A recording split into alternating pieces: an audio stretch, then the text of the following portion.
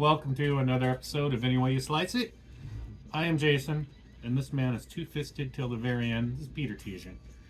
And we're here to redo our Creatures of the Night episode, because the first one sucked. It was our third episode, that should tell you everything. It didn't look very good or sound good, but, you know, now that we're masters of our craft, we decided to do it again. Yeah. So, who doesn't want to talk about creatures? We get a better phone now, basically. Yeah.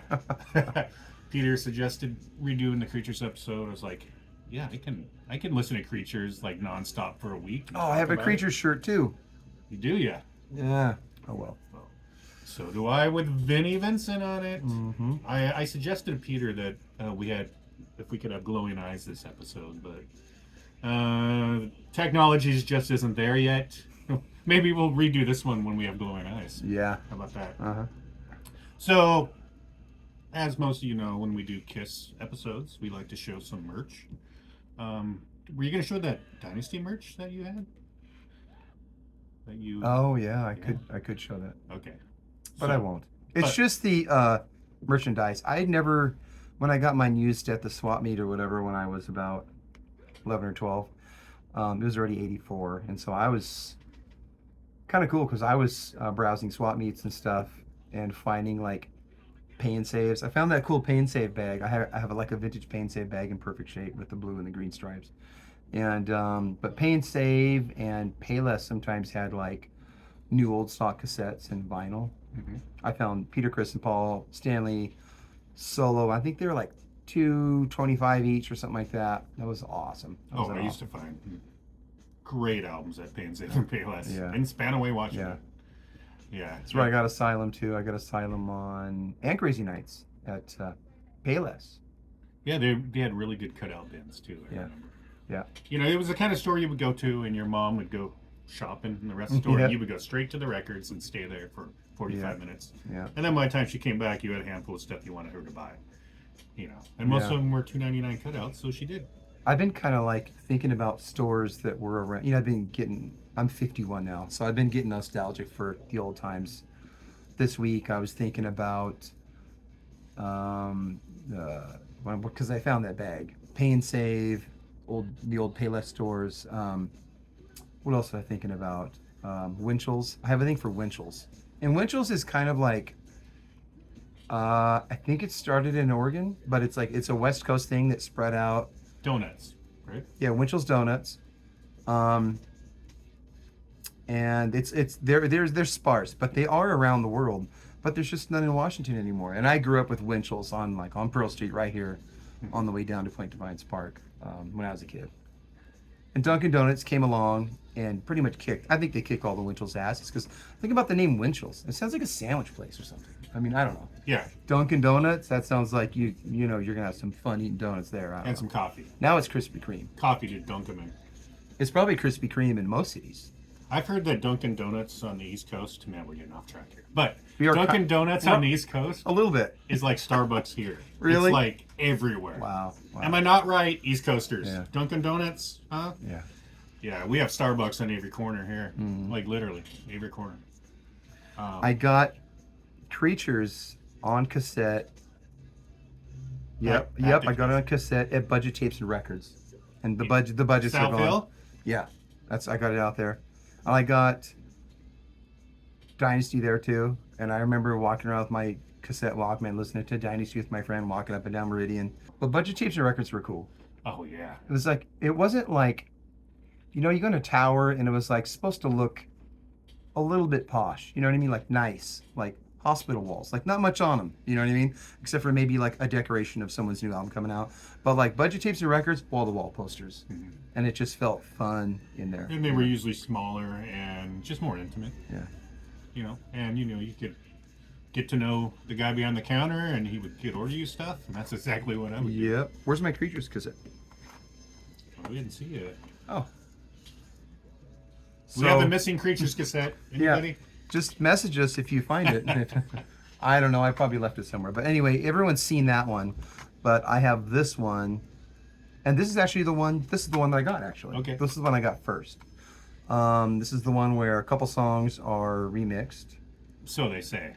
I can't tell the difference. Oh, they are different. Are they? Way brighter verbs, longer verbs. Okay, Definitely, I think there's definitely. 3 songs. If we ate and beat them, Okay, that's I even did that. The re-release came out in what 85, 85. It's just funny that the album's been out twice now, and Vinnie Vincent still has not made the cover. yeah, On this one, of course, you got Bruce Kulick, who had absolutely nothing to do with this record. yeah. The closest Bruce had to do with Creatures was Bob playing on it, but those didn't even make the cut. Here it is on CD. Oh, And I need it on vinyl. It's like $100 on vinyl now to find it. It's like kind of expensive to get it on vinyl. and check this out. I showed Peter this earlier. Look at this. Look at that big, bold Kiss logo. Go back it up a little bit. I mean, it's so small we Yeah. can't even see it. Yeah. Why make the logo so small? I don't get it. Yeah. The song titles are bigger. Anyway, So I thought it was cool when they re-released this because yet another Kiss album to buy. 85 reissue with a different cover, different mixes. This does sound amazing. And when you listen to this, you think, yeah, but it's remastered and it's compressed more and EQ'd and blah blah blah. But no. You put on the originals like this. This happens to be the Japanese version, but you put this on the record player, and it really sounded huge and pumped back in '82. Sounded amazing. It's amazing that this didn't get them out of the hole like they thought it would. Yeah, I want to talk about If that. I were in the band, I would have thought it would have too. They record this album to hopefully get them back on track, and it pretty much does just the opposite. Yeah, because you put so much effort into making really great music, recorded really powerfully. I mean, how can that not affect you? I mean, it's like, what more can I do? I just put out one of the most kick-ass albums of all time, metal albums anyway. This is really cool. And Elder picture. That is very cool. It just Yeah, so cool looking up. yeah, very cool. And it says Casablanca there. Casablanca, pretty cool. Yeah. Overseas things were still. This is Polystar. So overseas things are still a little different. This is, I think, just regular old U.S. pressing. You know what? I remember mine was super sharp. Like Yeah? you could literally cut your finger. Oh on the yeah. edge of the vinyl. So they just didn't cut it perfect. Nope. And then the inner sleeve looks like that. And what else do we got here? Then we have the reissues. These 2014 are reissue. yeah, and they have that going on, but their sleeve is it a little different? I can't remember. No, it's really nice paper, but it is the same basic thing. Yeah. And that is pretty cool. Got one more vinyl to show here, which is the half speed, which I was really let down with. To be honest, I think it sounds like shit. I don't think it sounds as good as the original or the reissue vinyl. And really, the original vinyl was so well made. You know, when it's mastered at Sterling Sound, and you got Bob Clear Mountain mixing, and Michael James Jackson engineering, producing. It's like, man, that record right off the press, the first copy, the first edition is probably the best thing to get. You know, other than that, it's just messed with every time. They keep messing with it. You know, and it's not like it was a bad sounding. Everybody wishes they could. Everybody likes Hotter Than Hell, but they kind of wish they could hear a different version once in a while. I think. You know what I mean? Secret dreams of Kiss fans. You know, like let's hear another version of Hotter Than Hell as it exists or whatever. But with Creatures, it was perfect. So every time they remaster it, half speed, whatever, to me, they just kind of mess it up a little more each time. I don't know. And let's be clear, the reason they even remixed some songs on here wasn't because those songs needed it. It was because you got to do something different if you're going to re-release it. Yeah. Yeah. This was just put out, I think, for 2 reasons. Number one, let's fool people to make them think we have a new album. Yeah. And Kiss was, right in a true. little wave of popularity at the time. And they were doing good because Animalize was doing so good. Also, let's give people a second chance to hear this kick-ass album. Yeah. Okay. So, And the production on those couple songs that were remixed, they wanted it to lean towards Animalize, which means a little bit longer verbs, a little bit brighter verbs, way more like the snare and everything, cymbals a little brighter, like Animalize and Asylum. And Asylum, I think, is a thicker sound, but still not thicker as in an organic room sound like that's on. And Animalize has cool reverb sounds, but it doesn't have that organic, thick Bonham room sound like, Creatures. And so it's interesting. I'll tell you one thing: the remix of "I Live It Loud" on Smashes. No, thank you. What is good on there? Let's Put the X and the Eggs. Kidding. No, I can't stand those two songs on there. Can't stand them. I mean, there are some people on YouTube where I've seen where it was the one that was out when they got into it, so it's going to be nostalgic for them. And I get that too, because Crazy Nights. I have a soft spot for Crazy Nights, and when I go back and really judge it hard, I'm like the Gene songs maybe. I mean, there's not a whole lot I can really. Yeah. We have a Crazy Nights episode where I could really show to somebody like, check this out, dude. Like, it's nostalgic for me though. Exactly. The check this out, dude factor is not there with Crazy Nights. The check this out, dude factor. It's all over this album, believe me. But I love Crazy Nights. It's just part of me, Yeah. I'd only been into them for about 2.5, 3 years, and it was special. I mean, I waited for that thing to come out, and it came out when I was 16. I got hormones going everywhere. Hitting Peter. It's like, he doesn't know what he's doing. And then I won Smashes from a Metal Edge mail-in thing, when did that, 10 months later, or whenever that came out. How cool is that? Yeah. Metal Edge winner sitting right next to me. So again, kind of nostalgic for me. Just the feeling of what is this in the mail for me? And they just had so many to give out, I think, Man, nothing beat getting something of Kiss. And it had a notch. It had a little cut notch on it. I mean, it's cool now. Order Kiss Vinyl, it comes. But back then, I used to skip school just to get the mail because, we're waiting on that Kiss bootleg to come. Yeah. Man, those were good times. Yeah. That's why we do this podcast, because we like to reminisce. If you don't like when you mentioned Creatures of the Night, when did you mention Creatures earlier? And I was rolling around, listening to a few songs in the car today, and Creatures came on. And I gotta admit, sometimes I know it's a rocker. I know it's an anthem for Kiss. I skip Creatures of the Night sometimes. Really? I go straight to center.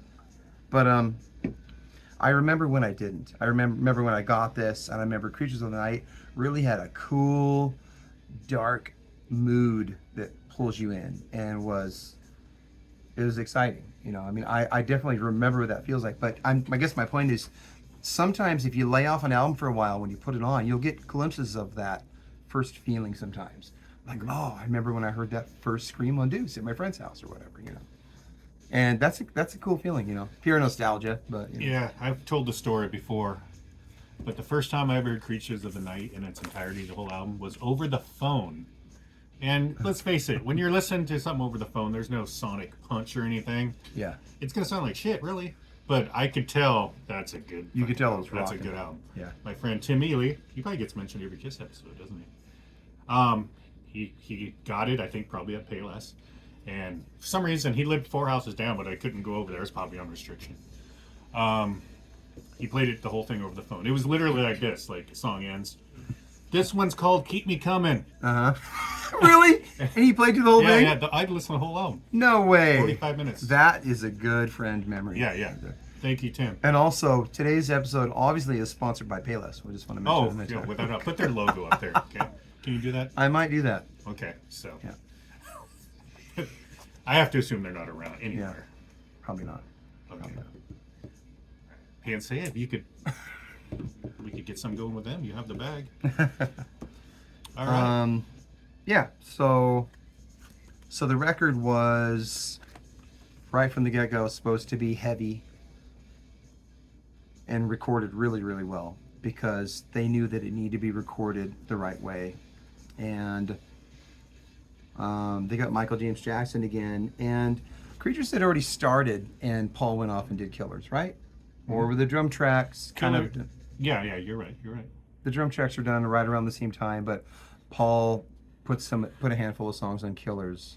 Mm-hmm. I mean, it's mainly Paul, and right? Bob Kulick, of course. Yeah. So some of those songs are killer. And then Creatures comes out, and what a difference.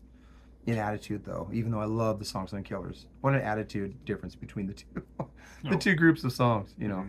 And a lot of that it really is the production, you know. If you hear demos of these drums, yes, Eric playing really, really good on the whole thing and recorded really, really good and using certain condenser mics that have a lot of low end. They did this stuff on purpose, you know. Still, if you don't have the guy mixing it, it could sound like Killers, which isn't bad, but the sound of Creatures is monumental, you know. I bring it with me when I'm mastering something that I want to have mastered. Not that it's going to really obtain these level of heights, but to give something to shoot for. And also that I know the frequencies and stuff so well on this record, but the sound of it, and that really, so much of it is due to one guy, Bob Clearmountain, that people just can't even really quite understand how much to give it up for that guy. I mean, he completely changed the sound. He decided how this record really was going to sound, you know. There's some stuff up recently with Bob Clearmountain where he sat there with a guy and they pulled up all his original tracks from Born in the USA. And the guy's trying to get really technical with Bob all the time. And Bob does know his stuff. Bob's a genius. But Bob straight up says to the guy, you know, people ask me questions like this, like, did you put any 5K on the blah, blah, blah, and on this? And he's like, Bob admitted he doesn't really think about it like that. Like, he knows his stuff, but he's just flowing with it musically. And he's not really thinking numbers and frequencies. He's just kind of working the mixing board like it's an instrument, you know. Mm-hmm. Which is the way it should be, obviously. But I mean, Born in the USA and those Bryan Adams albums, whether you're a Bryan Adams fan or not, those albums sound amazing. Those are albums that other people probably, once those albums came out, like Reckless and stuff, people were using that for something to shoot for. Like, this is what sounds big, amazing, and radio, you know. So if you want quality in your sound production, Bob's the man. Yeah. And during the LA fires, Bob's amazing mixing board that he had used at the power station for years, and then he got in his personal studio burned. His whole studio burned. Insane. Absolutely insane. Very much so. I think he did the mixing of this album, like a lot of other stuff, on that board. And the LA fires burned it up. So pretty sucky. Somber topic. Yeah. But back to good topics. Yeah. So there's my rant about Bob and how he made this album sound like what it is. It had to sound that way because this is not just an album, it's a statement. Yeah. It's trying to be a return to form. Well, we know musically, song quality wise, it's more than a return to form. It's as good as they had been. Yeah. But popularity wise, didn't do anything for them. There might have been a little rumble amidst the heavy metal fans, like, hey, Kiss just put out a kick-ass album. But it didn't help sales, and it's crazy that it didn't. The Elder did better. Let's put it that way, not chart-wise. Well, because they were still coming off of that role they were on. Yeah. They were coming off it. It was Unmasked, Elder, now this. I mean, that's they played two, arenas that hold 10,000, and there's 2,000 there. And Paul will say in interviews still, you'll hear Paul say, I was convinced that people were listening with their eyes, blah, blah, blah. You heard this whole thing he says all the time, and Gene will repeat it too and stuff. But the thing is, this did not have a hit single. I mean, it's that simple. We all think it's amazing, and we don't care if it's a hit single. And we're actually kind of like, thank God there isn't, because we're not sick of one song or two songs. But Lick It Up had Lick It Up, which is still comes on the radio. It's like, oh, that's kind of classic. And it does when it's on the radio. It's like that should be on the radio. Maybe they should have released "It's My Life" on this album. Then they might have had their hit single. Yeah. So I mean, they talk about this, how they took the makeup off, and Lick It Up came out, and what do you know? Lick It Up did good. Yeah, they look cool on the cover and all that, but I mean, the record had a hit. I mean, it totally had a hit. I think it's because previously people were listening with their eyes. Okay, but look at... No, there's some truth to that. Oh, yeah, sure. But look, Hot in the Shade, though. I mean, the record wasn't doing what they wanted to do. They weren't even going to tour until they had, what? A hit single. Oh, it's everything. Yeah, yeah. On this level of music, it's everything. Yeah. And MTV was around, and that would definitely help the hit single. Yeah. MTV did play the I Love It Loud video briefly. First time I seen that, I swear to you, I couldn't mean this more. When I was 11 at the time, when I seen that I Love It Loud video, I was the most excited I'd ever been in my life, I think. I literally went outside and did some somersault thing in the lawn, on the lawn. So there's footage of you and your friend doing somersault type stuff on the lawn. Which friend is that? Tim Ely. That's Tim, or no? That's Chance's brother. Oh, it's Shane. There's yeah, but footage. that's way after this. One of you is wearing an asylum shirt, I think. Okay, so it is later. Yeah. No, this is. I was 11, and You were always athletic, Jason. you know, the reason I was doing the somersault in the lawn, by the way, is because I seen Paul do that in the video where he rolls under the tank. You were doing that? Yeah. Wow. Yeah. So, no, I was like, oh my God, that was the coolest thing I've ever heard and seen. That's awesome. Man. And I just, That's awesome. and then probably a couple days later is when Tim called me, hey, listen to this album over the phone. And I did. And of course, I went out and got it myself right afterwards. So, I think since we did our first episode, I think we found out that Diana Ross is chilling over here behind Gene somewhere, like sitting on a chair or whatever. Yeah, and She was there. real life, that happened. So maybe this album would do better if they fucking put her in the shot. There you go. Who needs hit singles? It's all about At least who's on the back cover. Yeah. So kind of a cool little thing, and I always like this, but it is a pretty generic idea. Another supreme Diana Ross fact Thunder is and lightning. they recorded or wrote I Love It Loud at her house, Vinnie and Gene. Whoa. Yeah. That's very cool. Yeah. Mansion, not house. Mm-hmm. Talking about Diana Ross here, bro. Yeah. So you want to say anything about the recording or leading up to this, or you want to talk about the tunes? I want to talk about all of it because this album's important. Like what, bro? It's recorded at the record plant, correct? Mm-hmm. One song, Keep Me Coming. I think recorded in different places. Well, one song, the last one was recorded in New York, actually. They had a guy come in, a really good drum tech, making it sounded good. Not just make it sound good for the day, and then the guy leaves, because drums, they get lower. You hit a drum a couple hundred times, and like it's bending the head, it gets lower. He was there making sure that stuff stayed good and consistent and right for each song. So there's some effort gone into this album. Yeah, that's what I mean. It's they did the same thing with Revenge. It's like, okay, we got to get back to form. Okay, so again, that's the sad thing. They did get back to form, but nobody cared. It still bothers me. Yeah, but this is a level of form they were never at before. Exactly. They didn't play like this before. Yeah. I mean, we love it because, like, say, like the Love Gun album or whatever is raw and awesome. Mm-hmm. But this is controlled and awesome and big. It's different. They were never really like this, so it's an amazing masterpiece. So they were trying to get heavy, but they were never really like this before. And here's the thing: they're doing all that in turmoil because Ace refuses to be on the album. Mm-hmm. He was having many problems. Both personal and just with the band in general. Mm-hmm. Ironically, he wanted to do a heavy album for a couple of years, and they were finally doing one, but Ace was having too many problems. And, he was so far out of it by this point. Yeah. He had just wrecked his car, the DeLorean. Till this day, he still says stuff like, I don't know, I might be on some of that album. It's like, no, everyone else says you're not on it. Not at all. Yeah, you're on the cover. Here's an interesting thing that I just picked up from what I just said. Maybe if it wasn't such a heavy metal album, maybe if it was more like rock and roll over, rock and roll, maybe it was more like that. Maybe that would have, I guess it would have just sold to the original fans, because the original fans had grown. It's kind of like Harry Potter, as the kids get older in each movie, storylines get a little more involved, get a little darker. And pretty soon, by the fourth or fifth movie, it's pretty dark. It's like, whoa, this is an adult movie. It's like that. Their crowd was growing. Yeah. So they really had to not only get heavy again, but reinvent themselves a bit musically, because they would have just been selling to those people who were 12 years old and bought Rock and Roll Over when it came out, and I don't know. That's only a certain amount of people.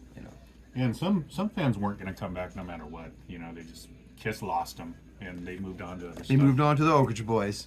This is the mid-'80s, right? Yeah. Right? Remember when, like, all our uncles and go like, yeah, well, I was looking to rock and roll when I was a teenager, Peter, but, in the 80s, they were getting into country. You remember that era? Or they were graduating. They thought they were like moving up to country, I I think. didn't have anybody like that. You didn't have that? No. I saw it a lot with my aunts and uncles and people around me connected, Huh. Okay. They were getting into country. All right. Well, This is before the 90s explosion. This is just like straight up like getting Crystal Gale records and shit like that. Crystal. Don't act like you don't have a couple of those on your ceiling. I don't. What? Crystal Gale albums on my ceiling. She's a beauty. I don't know. I can't even picture what she looks like. She's beautiful. Long hair. Okay. Look over above my Oh, ceiling. there she is. Crystal Gale. He'll throw a photo up over me. Most people probably don't know who Crystal Gale is. So anyway, back to Creatures of the Night. Creatures. Yeah, I do want to talk about it track by track. Sometimes we don't necessarily do track by track, but there's 9 songs in here. Mm-hmm. They're all worthy of talking about. And here's the thing we haven't mentioned yet. I was about to. Kiss were auditioning guitar players. But I started talking about Crystal Gale. Kiss were auditioning guitar players. Yeah. And so there's a lot to talk about with each track, So the first solo on the album is Steve Ferris. Yes. He was in a band. I can't remember, some little club band he was playing. And some guy, when the show was over, was like, hey, you should audition for Kiss. So he submitted a tape of him playing to a receptionist at a Coin's office. Or maybe it wasn't. I think it was a Coin's office. And he said she listened to it and wasn't impressed. But a couple of weeks go by, and Paul himself, it's weird that Paul actually made the phone call. No secretary. They didn't have Eric do it. Paul called him up and said, hey, Steve, Paul Stanley, Kiss. Gene and I love the tape. Why don't you come down and... He flat out said, we're recording an album, and we're having guys record with us and see how that goes. So Steve came down. The way he makes it sound is they literally met him. He set his stuff up. They didn't even play the whole song. They just got it to the solo part of Creatures. Said, okay, it's 8-bar solo. Play. And he said the second take is the one that they used on the album. And he said they were just amazed. And Michael James Jackson ended up saying, you're happening, kid. Hey, kid, you're happening. Gene did say, after he recorded the solo, he said Gene, spoke over the speaker. Would you dye your hair black? Oh. Would you wear high heels? You know that whole thing, right? Yeah. And Steve was saying, yeah, edible. And I think Steve's quote was, I was eating Campbell's soup every day, driving this dilapidated V-dub or something. Mm-hmm. So of course I want to be in Kiss. And he was a fan. He wasn't like mega fan, but he liked them. Mm-hmm. I wonder if the clout from his appearance in here helped weave him over into the circles he found. You know what I mean? Yeah, sure it did. So here's the thing I didn't know though until I heard this interview. Yeah. It wasn't just that one-time deal. They invited him back. And he played with them a couple times. He described playing... They wanted to hear him sing. So they said, okay, we're going to do Honky Tonk Women and you sing. Oh, really? Yeah. And so that happened. And maybe Kiss weren't impressed because a couple weeks later, Paul called and told him, hey, you're not really... we realize you're not really meant for the band, but we want to keep in touch and we want you to be a session player on some of our stuff. That's right. Which, in hindsight, we know never happened. But Paul said that. And so anyway, a couple years later, when Mr. had their big hits and stuff, he ran into Paul backstage at some award show. And Paul was like, Steve! And he said, Paul acted like we were best friends. And he said, Gene and I have been keeping up on your career. Good job, man. And he said after that, him and Paul would hang out in L.A. and stuff. They were like buddies for a while. Anyway... But that's cool that they've kept in touch. The bass player is the guy in Toto. Jeff Porcaro, I think his name is. So Jeff's the drummer. Jeff Porcaro is the drummer. Really? Because it says he plays bass. That's the guy listed as playing bass on Creatures. You mean like or is Mike Porcaro? Is it Mike Porcaro? Yeah. Okay, now there's a bunch of Porcaros. Yeah, they're all over the place. I was listening to a John Clemmer record yesterday, and he was mainly percussion, and he played trap kit sometimes, but it's their dad too. Their dad was playing jazz in the 60s, 70s before they were. So yeah, I was trying to think of what player. would be Kiss's connection to Toto. How'd this guy get in the fold? And I know Paul was really good friends with Steve Lukather. So therefore, I'm sure Steve... Back then? Yeah. I'm sure there was a suggestion there. So Mike Porcaro on bass. That's how he got the gig, I'm sure. Kind of Yeah. weird though, because if he's friends with Steve, why didn't they ask Steve to go some stuff on the album? I don't know. But anyway, And that he's playing on Creatures of the Night, the song. yeah, bass. And I guess they had him play with like a nickel or something to get more attack. That I didn't read. That's but the story I'll believe about. you. Yeah, it's Okay. a story about that. Okay. And Gene then- was quoted as saying, "There's some guy played bass. It's not me." But Wikipedia tells otherwise, Gene. I can't stop looking at this while you were talking. I mean, look at That's- this. Yes. Okay, that's blue. And that's straight up purple. And there's Oh. a difference here, man. I just want to. If anybody gets anything out of this video, I just want to. Okay, I'm done. No, it's a very cool observation. Yeah. All right, so Satan Siller. Well, Satan Siller. no, a couple more things about Creatures. Co-written with Adam Mitchell, who also plays guitar on the track, and also is responsible for introducing Gene and Paul to a guy named Vincent Cusano. So, if you're gonna blame anybody, blame Adam. But we are For glad making some of we their are best glad that records he ever. did, because I'll tell you what, Vinny's playing on this album and the next one. That's Vinny to me. That's, you know, if his career ended right there and we never heard anything from him, straight out legend. Amazing, yeah. Um, Maybe that should have happened. Maybe we should have heard nothing. I mean, Because it's controversy ever since, isn't it? well, here's the thing: when you can contain Vinnie Vincent, like Gene and Paul did, yeah, good on them for doing that. He's amazing, and that leads us into the next song, which I think has Vinny's most melodic solo and outro solo he's ever played.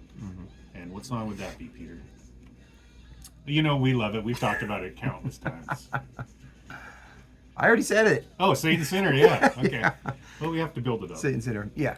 Oh man, this song. Dun, dun, dun, dun, First of all, the dun, drums. dun, dun, Let's get that out there. Satan Sinner. The drums. I kiss. That drum beat during the verses. Oh my God. I love it. I love it. And the thing is, what I was saying earlier about, you know, like Kiss didn't make this record sound. I mean, Kiss made this record sound kind of like what it sounds, but to really finish it off, and that stuff Bob did, like reamping when you put, say, the snare or the whole drum bus or whatever through a speaker, and then you mic it in a room to get, like, you know, that's how studios were in the 50s and 60s and stuff. That's how they got their verb. So Bob did that for this, and it's all up to like what Bob sends through the speaker, where he puts the mic in the room. And in this case, it was kind of like an abandoned elevator. It was in this elevator shaft to get some of the bigger verbs, and maybe that he might have used it on the whole thing. I don't know exactly how much he used, but you can really hear what I think is that elevator shaft reamping on like I Love It Loud and some of the ones that have the bigger Sound War machine. So, but Saint and Sinner, killer. The hi-hat feel is killer. When I hear it though, I have to, as a guy who records stuff, I gotta give it up for Bob, because the way the reverb sits on it, the way it's compressed, all of it. If you listen to the demos of this, you'll hear like working demos in the studio. They're not really mixed yet, but it's the performance, and it just sounds like raw drums. It just sounds like drums in a room. I don't even think I'd want to hear that. Have you heard those? No, it would take it away. It doesn't sound like this at all. It just sounds like any other. It's just another whole part of the music that's kind of unspoken. So like, you know. It's kind of like on a live where you hear the flange on the drums. Yeah. That the people at the show didn't hear that. That was done pre-production. They did put flange on at shows, I thought. Maybe, I don't know if they tracked it with that, but I think they did. But yeah, it's a really, really subtle thing. And the guy behind the mixing board that decides what all the different effects are going to happen on things. You know that flange on Gene's voice? I mean, did Gene totally pick that flange? Or like it's up to Bob how he dials it in, you know, so. It's not just Gene's voice, it's Gene's voice with a flanger and some echo, and you know, it's this whole thing, so. Let's talk about Gene's voice for a second. Yeah. So melodic. I was Perfect on I the was sound. driving around today listening to that song, and I think it's the second verse. He makes the word knees a 6-syllable word. Oh, really? Yeah. That is so cool. I bet. Who does that? Yeah. And then they have the oohs. You know, like what metal band throws oohs in their songs? You know, Kiss were doing that on the first and pulls album. it off and makes it keeps it cool. Yeah, you hear that on you Yeah. know the first album. It's on Shout Out Loud. You know, Kiss Yeah. like doing that kind of stuff. Yeah. And that's that's from the '60s, the British bands, Yeah. all that. But still, Satan Sinner. I've always loved Gene's voice. I've said it before, Saint Sinner is my favorite song on this album. Yeah. And I'm probably in the minority saying that, but it really is a great track. It's probably my favorite from the 80s. I think. Wow, see? It's one of my favorites in the whole Yeah. catalog, and We're from the getting up there 80s, now. it's definitely. I connect Creatures with Lick It Up and Animalize more than I do just because there's makeup on the cover. I don't really connect it with Elder and Unmasked. The movement really Yeah, kind of it's a- started over here. And Yeah, because the album after this, Lick It Up, it's like the sister album of this. yeah. To me, the albums are actually very similar. Yeah. Well, they're sister records, yep. And Saint and Sinner for me, it's tops. Really, really cool drum feel. And I was just driving around today, and I thought, I hadn't had a lot of time to listen to the album this week. I'm just going to listen to what some of the people had to say about it. And someone said, yeah, I like Saint and Sinner. It's a good song. The intro's a little weak, though. And I'm thinking, like, fuck you. What the fuck are you fucking? I listened to a review today of a guy who hates Killer. What the hell? Killer, man. It's funny. How can you hate any song on this album, first of all? I mean, they're telling you what kind of song it is. It's killer. Exactly. It's in the title. Obey. Keep Me Coming. This is the song recorded in New York. Yeah. Still, I mean, talk about a seductive vocal by Paul. And just the whole feel of the song. Yeah. I mean, it's sleaze rock at its finest. So What can you I say? know who you're talking about with the killer thing. I listened to that too, which is why I was laughing. But my thought right away is it's got a certain tempo, and it's like a suite of songs. It's like in classical music. You have this suite of movements. They all work together. And Killer has a perfect place there. And it's funny, the Valley where I work, we're putting out a compilation album. I did the artwork and stuff like that. Really? And recorded a couple of the bands on it. And one of my bands has a song placed on the album, and it's second to last. And Killer maybe isn't the strongest song on the album, but it is good, and it does its part there. On this one, didn't they move it up to the second place slot? Yeah, see, Yeah. I probably thought it was way better actually, but it is funny. You can read about this online, most people put the weakest song second to last, and then they hit you with a bang at the end, But our song is second to end on the compilation. But we're weird music, so of course I guess whatever. But Killer holds its place well because then it picks right up with War Machine. It's a perfect segue, Mm-hmm.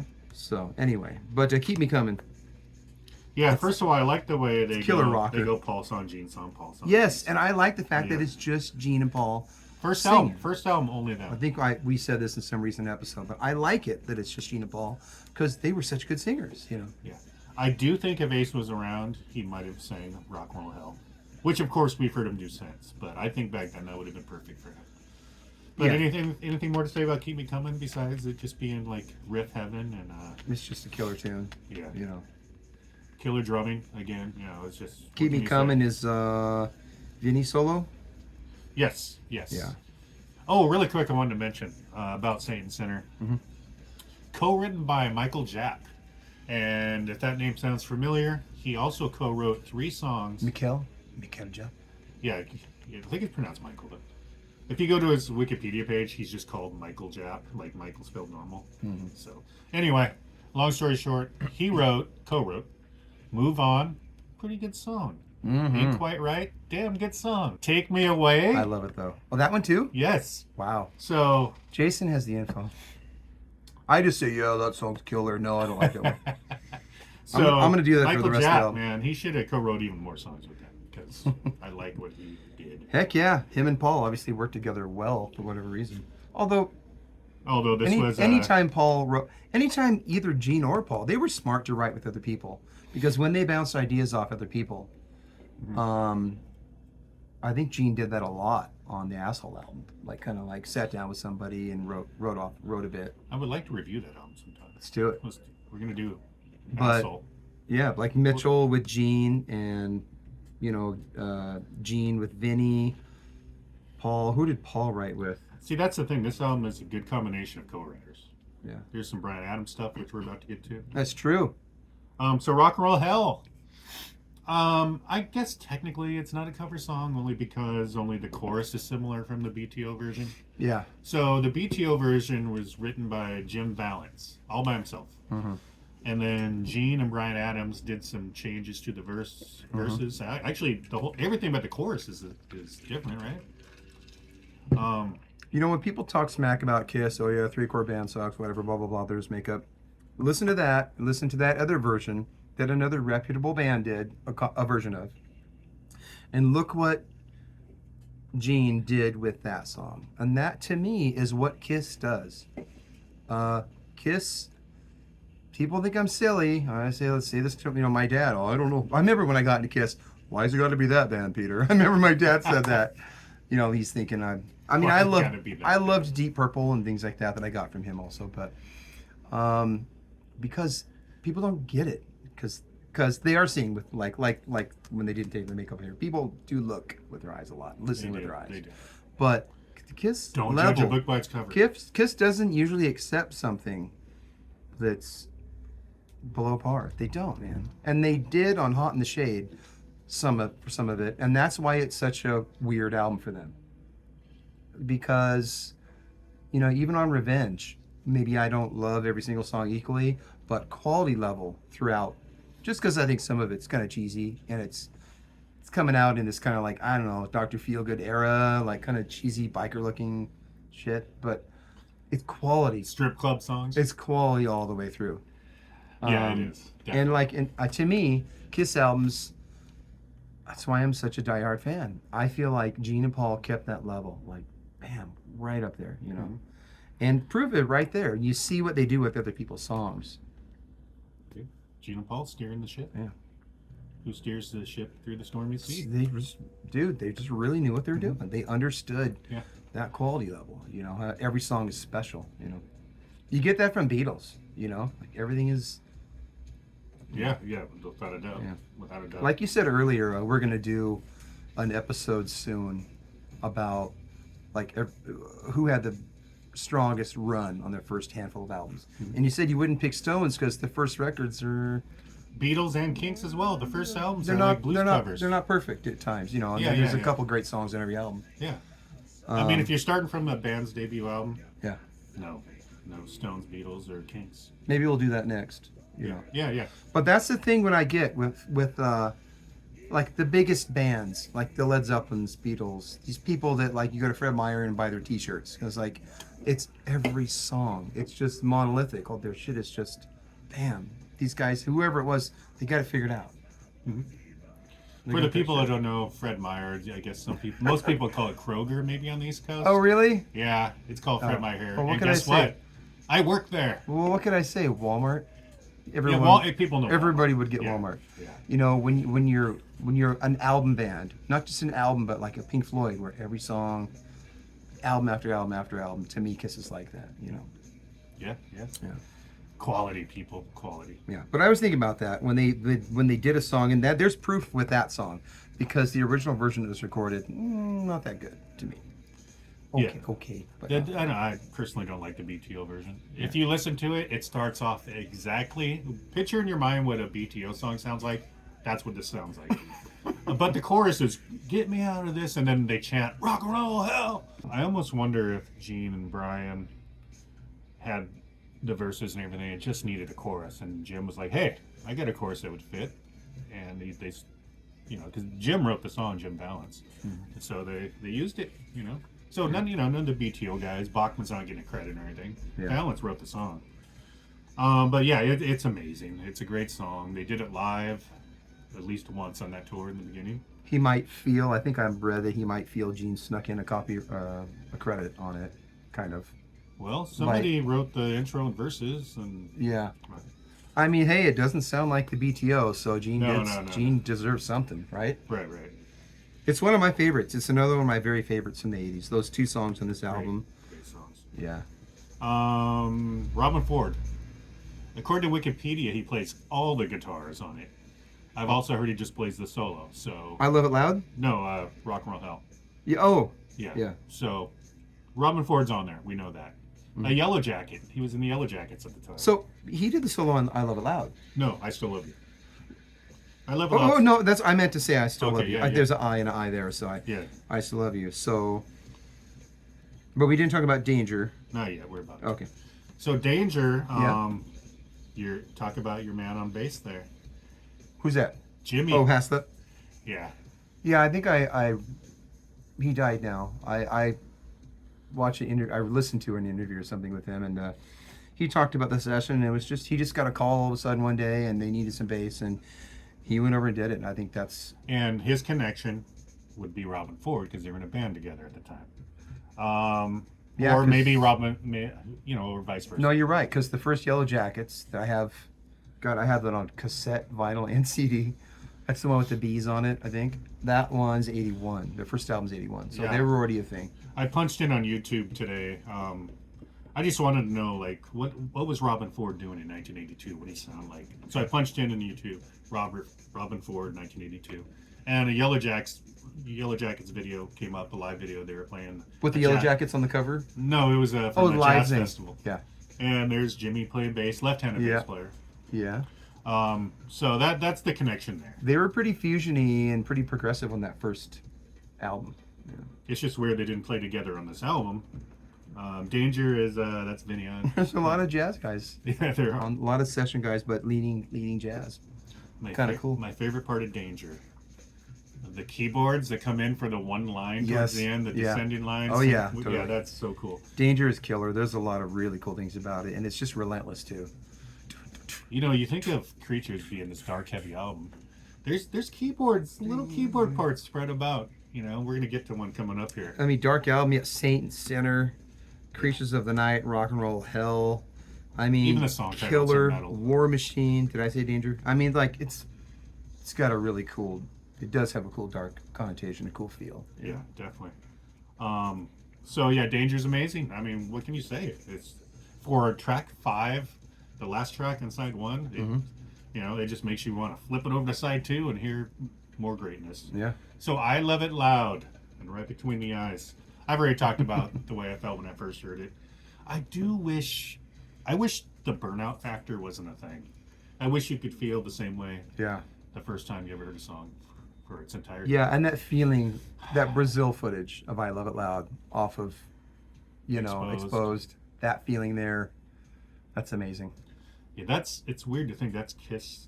Like, they might even still look back and think that was like one of our biggest highlights. Yeah. When they were like so low in popularity, but you go down in Rio and you played 180,000 Stadiums people. were half full. Yeah. And man, the crowd was loving it. And if they were just okay with that, like, all right, well, we had a good run, we're millionaires, we can invest some money, and we'll do okay. And then when we want to go tour, we'll go tour Japan and Europe and stuff. But there's a lot of bands that do that, and they accept that. But Kiss was so big that they got good money for each record that came out, and I think they realized they got enough budget to work with, and they had enough gumption to try to make it back in not just the rest of the world, but the States, So that is kind of amazing that they stuck with it, and what do we get in that era? We get Elder and Killers, and I love that little era right there because the music is all so good, but it's such a weird era. The look, their costumes, the lack of magazines available with them on the front and all that stuff, and that era, I love it. Mm-hmm. Yeah. So, but it's really cool music, but it's kind of like, in a way, it's like kind of the lost years, a little bit. I just thought of something when you were talking. Have you ever thought about it this way? It's a weird way to think of it, but there's some truth to this. Mm-hmm. Call it the girlfriend factor. Gene is with Diana Ross at the time. Paul is with Donna Dixon. Uh-huh. They don't want to fail in front of their girlfriends. You know what I mean? Yeah. Like, no one cares about us anymore. They want to, be popular in their girlfriend's eyes, Like, I'm worthy to be with, Not that Diana Ross was on top of the world at the time, but she was Diana Ross. Mm-hmm. Donna Dixon had a Bosom Buddies was huge, Just saying, they want to impress their women too, Mm-hmm. So I think they were kind of, I think Gene, the production company, I can't remember who at this point, they were kind of lending a hand to Diana Ross in like what, she was still on Casablanca, which was also absorbed into Polygram, right? If I remember right, Gene and some people were trying to help kind of guide her into, keeping the record deal together and how to make the next record and stuff like that. So they were buds, Yeah. And also worthy to note, I think Paul and Donna broke up right around the time this was released, and Gene and Diana broke up as well. So times were tough for our heroes, man. Man. Anyway, Paul would soon be with Samantha Fox, though. So that's an okay transition. Where did Gene go? Oh, Gene met Shannon in '84. So yeah. Samantha Fox. I'm trying to think. Did I have a Samantha Fox poster?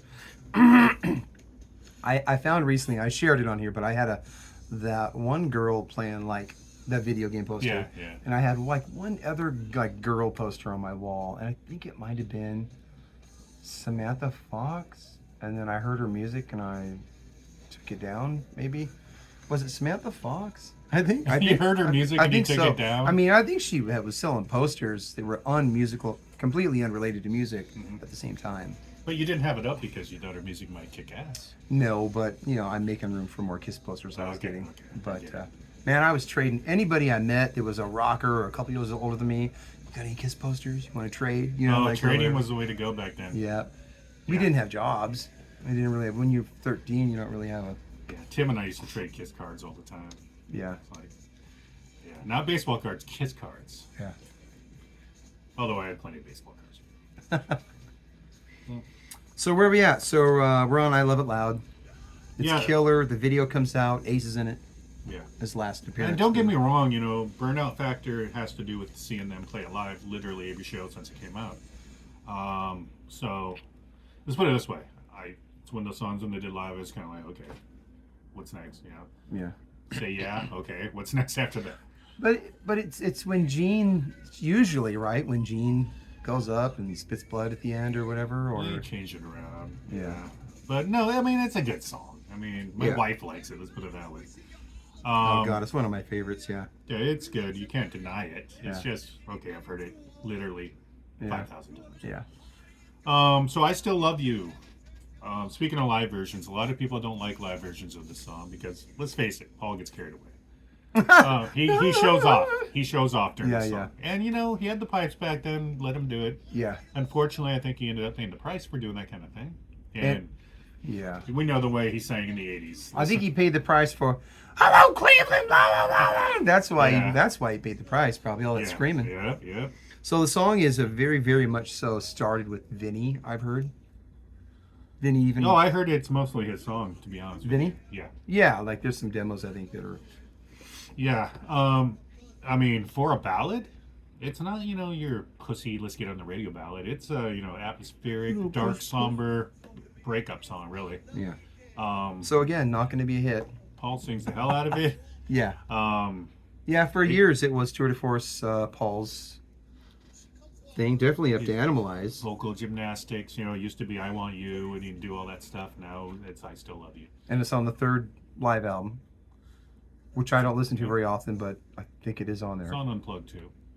Oh yeah. Oh, that's it. Wait, is I Still Love You on a Live 3? I thought it was. Probably. I like it on Unplugged. I definitely like it on Unplugged. Oh yeah. Unplugged is good. I don't know why it's very good. It's It's not what they should be playing. They shouldn't be sitting there with a, you know, acoustic thin body acoustics. I don't know. That's not what Kiss music was written on, but it's great. It's great. Oh, it takes it down to the basics of the song, and they're killer. That's killer stuff. Yeah. But I Still Love You it's a great ballad. Do I skip it occasionally on here? I do. Yes, I do. But again, like we talked about earlier, like me with Creatures, because I want to get to Saint Sinner so quick, you know. But I Still Love You. Once in a while, when it comes on, that mood hits me, like when I first heard it. Like, ooh, this is moody. It has a nice mood that pulls you in, you know. I love the guitar solos. There's two. I Yeah. love them. Robin Ford, great, amazing work on them. The tone, everything about it. And Eric Carr plays bass. Yeah. Gene plays bass on 6 songs. He doesn't play on Creatures, we talked about, Danger, or I Still Love You. Which is more than he played on Dynasty, right? Yeah, I mean, yeah. yeah. So the next song, hated by one certain individual, but loved by us. Yeah. Best song on the album? Hell no. Great song though? Hell yes. It's just this dun dun dun dun dun dun dun, goes in the solo, does a little key change going in the solo, sets up the solo, you know. Yeah, co-written with Vinnie, killer. as were these last 3 songs we've talked about. I Love It Loud, I Still Love You, and this.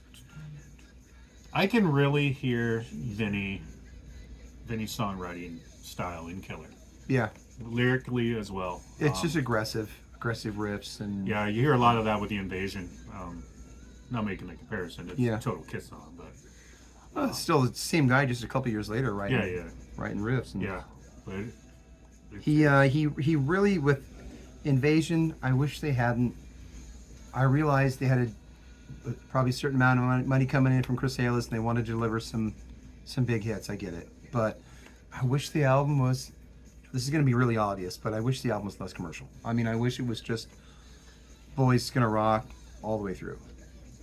You know, I don't know. yeah, I don't get me wrong. I actually guilty pleasure those Invasion albums. All the songs?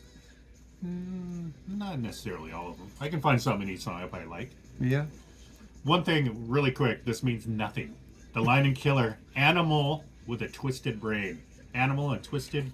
And the way he says brain, the way he Yeah. says it, it's so cool. Animal and twisted Gene, song man. titles on the first. Gene knows how to deliver not only Oh. a take for a song or a line, but not just a word, but part of a word. He knows how to put the snarl or the monster or whatever it is, or the ow, Yeah. he just knows, man. I mean, Gene, like people say, he checked out in the '80s. You know, he was doing movies, he was producing all these bands, production company, managing Liza Minnelli, all this stuff, dating Diana Ross. But why do we always talk about how cool his stuff is on these albums? Because here's my thing about this, and when I was just realized it when you were saying that, or it just became perfectly clear. So Gene got so good at being in the studio and recording and getting a good take and delivering a good vocal and deriving a good melody for a song and all these things he needed to do. He got so good at it by here that he could go in and do it really quick. That's what I think. And Paul would be there working and I think helping probably engineer and produce and figure out what things are really going to sound like. And Paul was there like every day. Mm-hmm. And we know that. And because Animalize really actually sounds great, especially for '84. It's a great sounding record for '84 compared to what all the other stuff. But Gene was in and out, I get it, but it doesn't matter because it's so good. And I think you hear this view from Paul all the time, which is leaked into everybody's attitude about Gene checked out. But are Gene songs not extremely powerful? I mean, give me a break. Mm-hmm. And we're not just talking about Creatures. He really hadn't checked out yet. He was into this album, but later on, Animalize, Asylum, and all that. You know, come on. So my favorite songs are the Gene songs on all those. Yes, so yes. He got in there. I think he learned his craft, and I think he got in there, do a great vocal. I think just Gene had a natural knack for doing something cool and novelty, if you will, at the right time, and create a good hook. And yeah, I've always loved Gene's voice and his attitude. He goes about putting down a vocal, and Yeah, it's amazing. He can be on an album like this that's heavy metal and go, ow! And like, it's cool. Did Blackie do that or whoever? I don't know. But like Gene makes the balance work, you know? Yeah. So something about... He just had this thing. It's hard to describe. Yeah. An aura. Yeah. Both, visually the and tone of his voice. sonically. You don't just get that tone of voice anywhere. And there are a couple people, we've talked about this. Bass player, what's his name from Journey, has a similar voice when he's really pushing it. It breaks up in a certain way. What's his name? Jonathan Kane? Or no, that's the keyboard player. Yeah, it's keyboard player. That's the Steve second keyboard player. No, that's the drummer. Yeah, and then of course Ross Valerie. It just came to me. Yeah, and then Humble Pie bass player, Gene, pushing that. Oh yeah. He pushed that thing. And they were very, very influenced by Humble Pie. I think in Gene's, because Gene had a really nice Beatley, Paul McCartney voice, like early on, and like, Uncles or Raft or all these things. And then later on, when he learned to rock, he learned it from Mountain, he learned it from Humble Pie, and he's pushing that thing. And that became like his monster voice later, right? So, funny that they're all bass players. Yeah. It's funny, just because this isn't widely known, but I remember, I don't know what magazine it was in, but Gene's favorite songs of all time. You know what he picked in that magazine at that time as his favorite song of all time? Who knows? 20th Century Schizoid Man. Oh, yeah. Yeah, which is weird. You never hear him talk about that any other time. Yeah. But I can see Gene loving that. Heck yeah. They like good music. They don't always want to admit it. Yeah, and you know what? That very interview, or that got me into King Crimson because I was like, I got to hear that. Yeah, yeah. And I bought that CD, and yeah, that album kicks ass. Oh yeah, that that's a album's classic amazing. album. Wake at the Poseidon is my favorite. The next one. Really? Oh, I Really? love that album. I love that album. It's got Greg Lake on it still, but ELP was kind of started. Yeah, that first King Crimson album was. When they were heavy, they were heavy. I mean, really, the first three are kind of a good set. Up till Lizard's the third one. Those first three kind of fit together really nice. Although I think Greg Lake is only on Wake. He's only up what's to the Islands? Is that the third? Nah, that's like 74-ish or something. Okay, or, that had Ladies of the Road on there. That's a good song. And I don't mean when I meant that like Kiss, that they don't want to admit they like good music, but they don't want to admit they like adventuresome or progressive stuff. And at certain times in their career, they definitely didn't want to admit that, that they might have had an Emerson, Lake and Palmer album at home or something like that. Yeah, exactly. Remember that Gene comment in Circus or whatever it was, what he said, the Elder sounded like a bad Genesis record. I hate that comment. I hate that comment. Well, the reason I hate it is because The Elder is not a bad record in any way, shape, or form. Yeah. All right, so where were we? Creatures of the Night? We're down to the last track. Are we talking about Kiss? Yes, still. So, War Machine. Collab between Mr. Bryan Adams, that reckless fellow himself, his writing partner Jim Vallance. Mm-hmm. They went together. Mm-hmm. And Gene. And again, there is now, since we did our episode, Bryan Adams did 2 Kiss songs that he co-wrote. The 2 on this album. Yeah, and he put them. Was it a 2-sided single? He made videos for them. Was it a 2-sided single, or were they both different singles, or? That's a good question. He put them out on vinyl, right? 7? I just know he made videos for them. I don't know how you could physically get them.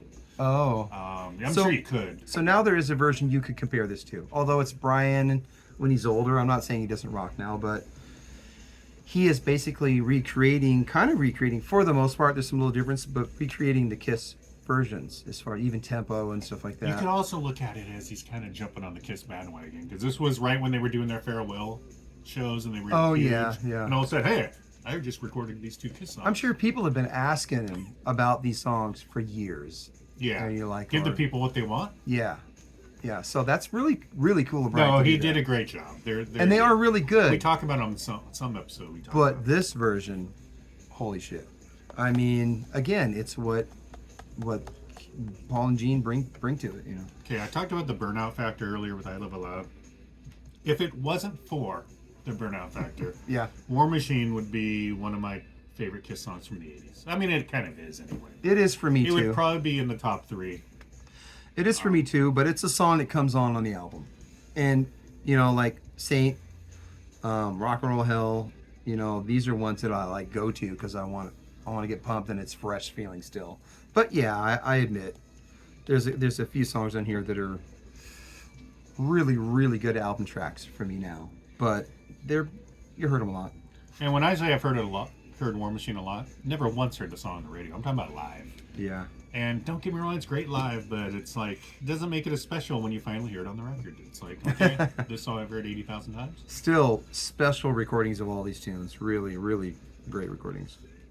Yeah. Really good performances. War Machine is a great song. Yeah. Great. And it's a really cool way to go out. And he's got a lot of that flange I mentioned earlier on his voice on War Machine. And Gene's playing rhythm guitar on it as well. And Vinnie's solo is like, I almost compare it to like the solo of God of Thunder. It's like unearthly, it's like, how could that even be recreated live, but it's been done with the sound and those guitars, the distortion they got, Marshall's cranked, whatever. But when you think about the riff, if you were going to play that riff on an acoustic, and it would make no sense to do this, of course, it's stupid to say, kind of, but da da da da da da da da da da. It's like, is that a high school riff? Like, but what they do with it, how they play it, the verve they play it with, you know what I mean? Like, what an amazing song. But yeah, it's not exactly a complex riff. It's kind of like one string. It's almost like you could write that your first week on guitar, sort of, But it's amazing the way they do it. Brian probably wrote it in his beginning stages. Yeah, Gene hits him up. The guy from Kiss, I don't know, take this. It's so da-da-da-da-da. That's a Brian riff? The guy from Kiss? The guy with the tongue? He wants something? I always thought that was a Gene riff and Brian kind of finished it. But was that Brian's riff? I couldn't tell you. I've heard that Gene really had very little to do with the really? song. That's what I've heard. God, that's a kick-ass That he song. kind of talked his way into getting his name on it. And an amazing way for the album to go out. Oh, it's amazing. Whoever wrote the gist of it, it's amazing. No, And the no. way it ends with the Then just the noisy, yeah, echoey. it reminds me of this. Yeah. Like that's going on in the sky. Does it remind you of the purple version or the blue version? I'm Jason? I'm thinking purple. It is kind of purplish, I suppose. Yeah. But yeah, it also kind of reminds me of like the cover of Destroyer or the back of Destroyer with the Oh, wow. burnt buildings. So, you know how you recognize the older Kiss pressings because they didn't have barcode. I guess they didn't have barcode all the way up until 82. There's no barcode on the original pressing. Anyway. Look at this original pressing, by the way. Does this make your mouth water? Are you jealous, Jason? Look at how beautiful this is. Are you jealous of this? I'm more mad because I don't have mine Look at this. anymore. Look at that. That's beautiful. Jason is so jealous. I can feel his rage. But like 80s, out. the 501 series, you know them because whether it's Alive 2 or whatever it is, they put a barcode on all of them. So kind of interesting. All the way up to 82, no barcode. I guess they would just put the sticker on from the store, I guess, or whatever. Yeah. So anyway, yeah, Creatures made it to 45 in the charts, which I was actually shocked when I read that. Like, well, at least got that high? Almost Yeah. cracked the top 40? Did it really sell horrible, or was it just No, the it tour was that was sold happening? horrible. Yeah. I mean, I guarantee you after 45 was probably in the 90s. And then Comparatively to what they'd done before, I yeah, guess. the tour flopped, unfortunately. It never came to Seattle for that reason, and I hate that. God, do you know what? Oh, I would have been there. Oh, See, man. I see the if- footage now or hear people talk about it, and Uh-huh. it's like, that is the one tour that of course, I wish I'd seen them in 75, but I was 4. I couldn't have done See, that's what happened with Forever. it. Forever picked that album up a bit, enough to like create some excitement. Why couldn't there have been a damn hit song on this? Yeah. You know, Just because there wasn't going to be, because they purposely kind of fucked up and said, let's make a really, really heavy record. Mhm. And, there's the odd thing you hear on the radio once in a while. I used to hear Electric Eye on the radio all the time. Remember? Oh, it was on the KSW, radio all yeah. the time. Oh, Electric Eye, yeah. or you'd hear Stranglehold, or you'd hear Still do. select songs from people, or you'd hear Red on the radio all the day, or whatever, KSW or KZOK. But for the most part, heavy stuff, like really heavy with heavy attitude, didn't really make it on the radio. That's why you had to listen to Metal Shop at Yeah. midnight on a Thursday Yeah. or something. Yeah. Yeah, so If it was heavy hard rock on the radio, it was usually going to be like Def Leppard heavy, well, it's funny you mention this because when this album came out, our local rock station, at least they were at the time, like the go-to station, KISW, Yeah. they played Creatures of the Night, and they pretty much polled their listeners like, hey, this is new Kiss, do you want to hear more of it?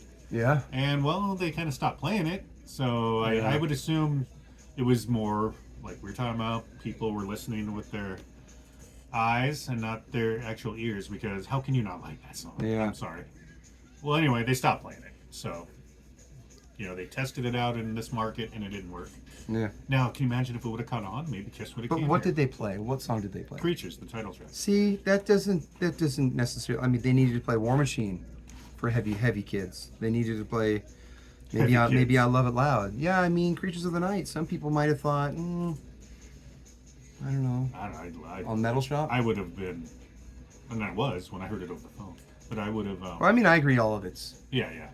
rocking, but I think it's a good song to throw out there and let people like.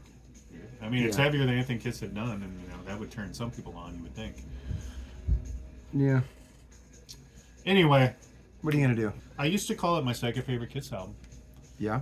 What is it now? And- What is it now? Mr. Numbers. I just cannot. I don't know. Do we have an album? I don't ranking have the video? memory for like.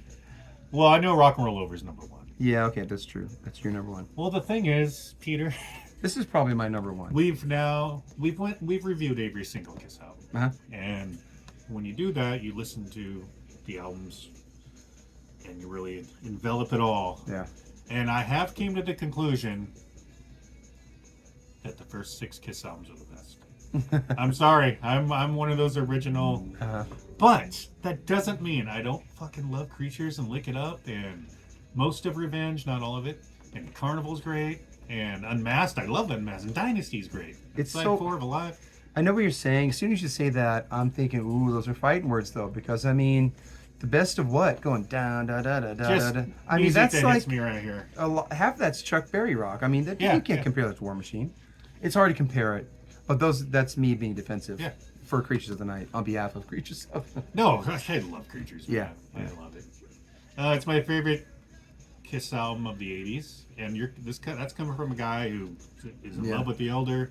Thinks "Lick It Up" is almost, if Catch Me on certain days, I might even say it's better. Yeah, yeah. I have a friend who thinks it is. Yeah, and But it's this is why I think of it in the two eras, and I try not to really figure out what's better. I mean, is Destroyer better than Lick It Up? I mean, it really is apples and oranges at that point, you know. So, yeah, it's all good, but Rock and Roll Over's the best. but we could argue that Love Gun or Rock and Roll Over. I'm partial to Love Gun, but you know. Yeah, see that sister albums again. Yeah. They really are. You partial to Love Gun? Yep. The sound of it, and It does have a better It's sound. got a more Sprite feel. It's perky, and I just like them when they're perky. You know what I mean? It's a very perky album. The thing I like the Married most guy again about that doesn't get the. the thing I like the most about Rock and Roll Over, and Love Gun has a lot of it too. Mm-hmm. You know what I'm going to say? What? The background vocals. Yeah. That's Kiss in their prime. Listen to "See You in Your Dreams." That song to me is just about the background vocals. Yeah. Mr. Speed, all that stuff. The other thing I like about Love it. Love Gun that is the kind of the opposite of Rock and Roll Over. Rock and Roll Over is kind of similar to Creatures with its consistency, but Love Gun is kind of reminds me of a Beatles album. You know, Hooligan, and then like "And She Kissed Me," and like it's kind of like All four guys all sing. over, but consistent and All four guys sing. fun all the way through. But it's a little bit more. Yeah, it feels more like a Sgt. A Pepper, group effort. a little bit more. You know, kind of like that about it. Even, a cover from the 60s on there. Yeah. Or is it 50s? I think it's early 60s. Yeah. Um, And so I don't know if we really said, because we kind of skipped around, but what a really cool cover, regardless of who's on it and didn't play on it. yeah. Really cool cover, you know. Maybe they should release one with Steve Harris. Oh. Yeah, there you go. But it's a great cover. And Paul Stanley did an interview like last week. And who was that interviewed him? And it was like that wrestler guy? Or Oh, Jericho? he asked him. I watched that. Yeah, Yeah. he asked him about the art direction all the way up until when like Dennis died, and did that make a big? Because like I was saying in our episode where we talked about favorite album covers, that definitely when Dennis left, things changed. You know what I mean? But also it's the era too. You know how cheesy a particular era was or whatever. But Dennis might have helped shift them this way, or like, oh no, you're not gonna do all neon just because everyone like Robert Plant is in 84, 85. You know what I mean? Like, Yeah. I don't know. So, I don't know. But Paul said his response was that really he had just as much to do with almost every album cover as Dennis did. So, like Paul had and Dennis had said that too. Like it's Paul's hand, and Paul would be in there with him, helping cut things, stuff, and sometimes stuff. So, Paul was the arty one of the group, you know. yeah. Ace might have designed the logo, but Paul refined it. Refined it. Doesn't want to quite admit Ace. Yeah. No, but Paul went to art school. What do you expect? But I mean, straightening up the edges, I don't know. But then they had Dennis refine that version too. So I think Dennis did the final, like the third kind of version. But really, really killer album cover. And I didn't think about this beforehand, but Cool I have photo session too. I have that Creatures of the Night book, which is just a kid's book, Oh, supposedly yeah, that's completely right. unrelated. You showed that before. Yeah. It's in a box somewhere now, but it's like 78, and it's crazy similar. Well, some people would say they got the inspiration from that. And the guy who did all those interviews with Dennis about each album cover asked him about it, and he didn't know. Didn't know anything about it. Also, back in the early '70s when Kiss were playing with the Brats and bands like that. So, really quick, just a story I like to give the people that I learned a new fact. Mm-hmm. So, Binky Phillips was on this podcast. Binky Phillips was in the Planets with, they played with Kiss early on, like Hotel Diplomat, things like that. Binky was really good friends with Paul since high school. And he tells stories, about growing up with Paul, and they're really good stories. I would highly recommend. Go to the YouTube channel. What's the guy's name? Archie Gamble is his name. I think it's called The Gamble Ramble. Are these favorable stories? Is he being cool, or is it? Binky and Paul ended up having a falling out. I don't want to spoil it all. I want you all to go listen to it. But Sounds one spicy. thing I wanted to say is, so in '78, Paul called Binky up, and believe me, just trust me, Binky's telling the truth. You can Okay. just tell when you're seeing an interview with somebody if they're honest or not. He's an honest guy. Paul called him up and said, "Yeah, I'm writing for my solo album actually, and I don't know, just need some help. Want to throw some ideas off you? Maybe you have some ideas." So they got together and they came up with a song called "Love and Chains," which Binky wrote parts of and things. Anyway, album comes out. Binky doesn't see his name in the credits. He was pissed. Oh, really? And Paul ends up coming to a Planet show a couple months later. And Paul's standing in the back, and afterwards, Binky walks up to him and is basically, "What the fuck you doing here?" Really? And Paul admitted to him, like, "Hey, man, that was wrong of me. Come to a coins management thing tomorrow. We'll take care of it." Oh, so he gave him some points on it. Yeah, he didn't get credit, but anyway, they paid him off. I think I want to say Binky said $5,000, which back then was, obviously a lot more. So just a little known fact: Binky Phillips helped write "Love and Chains." Huh. But later on, okay, I'll just divulge why they're not friends anymore. Drama. About the Rock and Roll Hall of Fame, Binky was writing for some newspaper or magazine or something. Ended up writing this story called "Kiss Blew It," because Binky thought Kiss should have just gave the finger to the Rock and Roll Hall of Fame and said, "Fuck you, we're not doing anything." Yeah. And so he mentions that in the first couple paragraphs, and then goes on to write glowing things about Kiss and their careers. But Paul did not like that, and basically, I think he called him. I can't remember. He had some name for him, but they haven't been friends since, and that was like in 2014. But the really cool stories, like little things, like the first time he ever met Gene was at God, what band is it? I can't even remember now, but it was Jeff Beck at a Jeff Beck concert. Paul's like, "Hey, this is my friend Gene. I'm in a band called Wicked Lester with him." Really? So just picture like Gene and Paul just going to see Jeff Beck. Uh-huh. And that's so cool. I love little things like that. That's cool. Yeah, I know Gene really loves the first two. Yeah, in particular the first Yep. He's talked Jeff about Beck those. album. Yep. Yeah. And who doesn't? Those albums are amazing. Yeah. Rod Stewart vocals, Ron Wood on bass, and Gene has pointed out that he loves his bass. The reason work. why that those records are not on like the Led Zeppelin, the Humble Pie level, or of like notoriety for what it is, being heavy hard rock like that and being so good, is because Jeff Beck just kept changing all the time. You know what I mean? It's just a little glimpse of what Jeff Beck was doing for that 2 years or whatever. It was more bluesy R&B stuff. But then he's got Max singing later, and he's doing, Wired and you know what I mean, blow by blow. instrumentals. Every year, like it's this a new Jeff Beck album that's like miles further than the last one in a different direction, So Yeah, I actually bought I think it was his last album when he was alive. I can't even remember the name of it now. It has like one of those megaphones on the cover. It's really good, actually. Yeah. It's really good. It's one of those things like you listen to one song on YouTube and you're like, "I'll buy that. I'm just gonna go buy that whole thing." Yeah.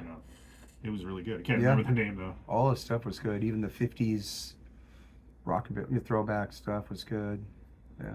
Jeff Beck, that guy got sounds out of Les Paul or just any guitar really. Strata, I guess he played a lot. Shouldn't have been possible. He got sounds out of that Strata. Yeah. Just like whoa. Yeah, watch the Blue Note, the live stuff from the Blue Note with what's his name on drums and that girl on bass, and oh my God, that was a great group too. Yeah. But anyway, See, that's Well, what we- we do. We get off on this little. we don't even tangents. know what the hell we're here for now, so we're here for Crystal Gale and Payless. Wow. Anyway, we better. We're like in an hour and a half now, so Okay. it's gonna be a lot of editing for old Petey. Let's wish Peter the best in that editing. Okay, thanks for watching. We're Anyway You Slice It. We're coming at you next, Michael Terry, with your episode. Believe me, no one deserves it more than you. What are we gonna call that? We need a cool catchphrase. Best first five, See, that's the thing. We have best run out of the best album run. out of the gate. Yeah, we'll figure it out. It's got to be something cool, huh? Yeah, it's something to catch your attention, people. But Alrighty. thank you for watching. Kiss Creatures Tonight. We love it. We know you do too. Subscribe, like, and comment. We don't even have to tell them to do that because we don't get paid. We might. We've never monetized. No, here's the thing. If people want to know, we don't have to tell them We shit. could get paid. We have over 1,000 subscribers. I think at this point we might want to tell some people to just unsubscribe. Don't do that, please. Like, we have Just enough. kidding. We have enough. Most of you are not watching anyway. Just go ahead. By this point, they're not watching. What was I gonna say? You threw me off track. Sorry. Blasphemy. Anyway. Subscribe. You were going to talk about we want you to stats, subscribe. but we'll talk soon though. Yeah. See, it's if people don't know, it's 85 degrees out. Yeah. Look at this. We're sweating. That's why I got some big annoying phallic water bottle in front of me. And we're hot and sweaty, and we want to get out of here. Well, he doesn't want. He lives here, so.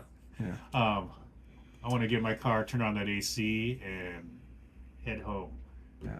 Okay. Thanks for watching. Alrighty. Peace.